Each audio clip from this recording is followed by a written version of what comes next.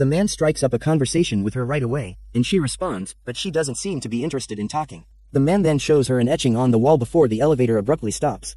Even though it appears that the elevator's electricity is still on, he attempts using the keys to activate the alarm button and the guy tries opening the door. Yes, that also doesn't work. They attempt to wave at the fully functioning camera. To make matters worse, still no one answers their phones. Being 4 levels below ground means that none of their phones can receive service. Jennifer wonders where the building's security is concerned that she won't make her flight in 15 minutes. They attempt to yell for assistance and rap on the door, but nobody hears them or notices that there might be a hatch for escape. She so clumsily goes up on his shoulders to inspect the ceiling of the elevator. He sets her down when she heard her hand knock against it a little. An hour later, despite Guy's lighthearted quips, Jennifer understands she will never make her flight.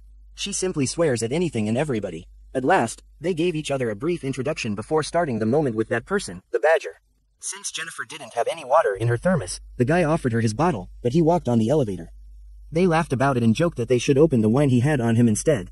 Then they realized they had bottle openers in their bag. She accepts his water as a consolation reward for not having any real meal, but they don't open the wine. Though she believes they should preserve their rations, Jennifer gives the lads some sweets because they might be stranded in the elevator for 4 hours, till Tuesday. Jennifer is too ashamed to urinate in front of Guys, so she tries really hard not to pee. When she refuses, he suggests she go relieve herself in her thermos in the corner over his coat. She forces his eyelids shut. He covers his ears and sighs. The guy starts to sing too, and after that you are at last at ease. A while later, she adds to the drawing on the elevator wall. The guy informs her he has no one who will be looking for him because he is too preoccupied with his work after they play a game and start chatting about more intimate matters.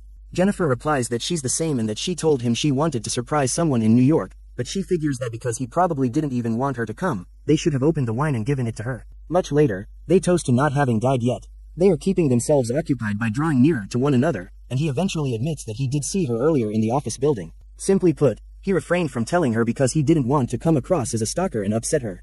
She takes it better than he anticipated. In fact, she doesn't let it get to her.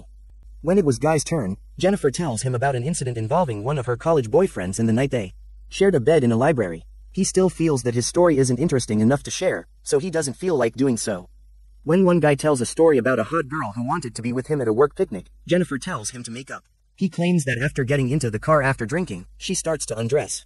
He says that this makes him uncomfortable once more and that he had to pull over to tell Jennifer that he became aroused. She responds that it's cool that the awkwardly approaching guy kisses her before starting to undress her, even though he apologizes because he feels like he crossed a boundary. The guy tells her he could fall in love with her, and they make love in the elevator, but she runs away from him. Jennifer expresses to him her desire to reunite with her former partner. She wanted to surprise him by surprising him in New York in order to patch things up and make everything better, not like Guys. Although their encounter was enjoyable, she believes that fun, given what she has with her, they should just keep it lighthearted. Yet actual Guy, on the other hand, believes that they clicked because Jennifer is honest with him about how she feels and what her past relationship was like. Her ex doesn't deserve her. He starts to cry because he feels alienated even though they are locked in a box together, and she becomes enraged because it is obvious that she still loves him. She tells him that when they exit the elevator and return to their separate lives, the guy will keep insisting that they were meant to be together. Jennifer senses that the guy is starting to reveal the real him to her. He gave her false information about his name and place of employment, telling her that he saw her there every day of his career rather than just noticing her. He pulls out his phone and displays security photos to Jennifer. He even has a video of her entering the elevator that night, which makes him feel honored. Jennifer is terrified when he reveals to her that he is actually the building's security guard and becomes enraged upon learning that nobody ever pays attention to someone like him. Despite the fact that he works at the front desk, she failed to even recognize him. The man pulls out a key and blocks the elevator. Thinking he knows her better than her ex, he tells her that everything that happened that night was planned. Jennifer can't believe what he did to her and threatens to call the police, saying he will rot in jail. That irritates him, so he grabs her and they start fighting, with her flailing her legs the entire time. Jennifer cracks the key to the elevator. She uses her shoe to knock him out as they continue to fight. Jennifer fears that she may have killed him. She goes to check on him, but he suddenly leaps up and knocks her down. After some time, they are still both unconscious in the elevator. When Jennifer wakes up, the man is already awake. She queries his motivation. He explains that he wanted to remove her from all distractions so that they could establish a human connection. He claims that their relationship lasted the entire weekend rather than just one date. Captured inside the lift, Jennifer believes that he won't get away with it because help will undoubtedly arrive to free them. Regretfully, she learns that the man has reserved every shift for that weekend, and the 2 other guards won't report until Tuesday, when the extended weekend ends. When Jennifer asks what he'll do, he replies that killing her would be preferable to going back to jail. He claims that he never put her under any duress. Upon realizing that he has abducted Jennifer, he becomes extremely enraged and spirals out of control. He opens the gift Jennifer had purchased for her former fiancé. He discovers a shirt in a box inside the bag. The man puts the shirt on and instructs Jennifer to open the remaining gifts. When Jennifer opens the box, he finds cigars along with the required lighter and cigar scissors. He lights a cigar and continues to taunt Jennifer, even joking that, in a fit of irony, she could have won her ex back with all the lovely gifts. Sometimes he wishes her a happy Valentine's Day. Subsequently, the big guy asks Jennifer for forgiveness for frightening her, offers her another chance, and assures her that she need not respond immediately. But when you stop to think about it, the guy who is commenting on the travel music in the elevator says that the couple in the video appears to be happy together. He promises Jennifer that one day he will drive her to the resort from the advertisement. The neon light in the elevator bothers him. That doesn't function. He then uses Jennifer's thermos to break it. The man understands that the light bulb beneath the ceiling panels needs to be changed eventually. As he cracks it open with the thermos, he believes he can remove that panel and escape the elevator. Jennifer gets up beside him. He promised Jennifer that he would return for her and asked for her help in getting up there. But since she lacks the strength to do it, Jennifer believes it would be simpler if he gave her a boost. He doesn't think she'll want to return for him or that she'll call the police. Jennifer gives him all the information he requests and persuades him to give her the boost so she can exit the elevator on his shoulders. The man reveals to her where the door and the ladder are, both of whom are relieved to have made their escape. He becomes enraged when Jennifer turns around and gives him the middle finger. As she climbs the ladder, he manages to escape the elevator and ties two articles of clothing together before throwing them over. Jennifer, the elevator, is on her way to the doors already. He begins to climb out. She should run, he tells her, since she will now pass away. When he reaches the level, Jennifer approaches the door. She follows her, opens the door, and cries out for assistance. Then, out of nowhere, he throws her and her girls back into the elevator. They both pass out, but Jennifer wakes up first and discovers that a new escape strategy is hidden by the fire sprinklers. She tries to light a cigar to set off the fire alarms, but when she fails, she ignites a small fire. As the elevator fills with smoke, the man awakens, and she punches him, breaking his nose. Jennifer uses a piece of clothing to successfully restrain him. He assures her that they won't hear the fire alarm and will instead be electrocuted.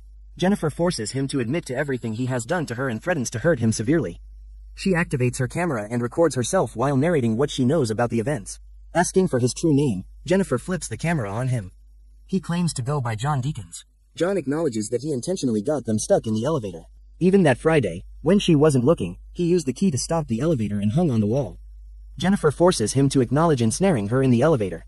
John acknowledges that he trapped and abducted her. She doesn't stop probing him. He then admits to the camera what he did to her, including throwing her against the wall and slamming her head into the ground. Jennifer queries, if John had asked her out, why did he say he just wanted to go on a date?